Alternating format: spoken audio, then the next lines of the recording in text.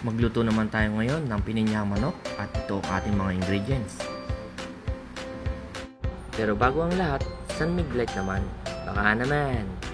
Simulan natin mag-isa ng bawang at sibuyas. And isusunod natin ang ating paminta at asin. Halu-haluin mo lang yan at ilalagay natin ang ating chicken thigh. Isisir lang natin yung ating chicken thigh hanggang sa mamula. At yan na. Pinaapoy na. Wala po pala pag-video ang ating paglagay ng tubig. Pero ang nilagay kong tubig dyan ay tama lang para makover ang ating manok. Isisimmer natin hanggang malesin ang ating tubig. At ilagay natin ang ating pineapple tidbits. Pag nag-evaporate na, nalesen na ang ating tubig, ilagay natin ang ating evap milk. At tikman natin.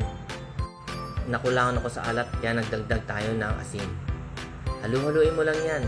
At tikman natin ulit. At ayun, nag-thumbs up na. At bago natin ilagay sa mangkok, ay ilagay natin ang ating bell pepper. At halu-haluin uli yan. Ayan, luto na. I-garnish na lang natin yan ng spring onion.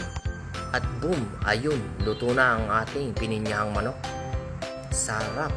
Tara, kain na.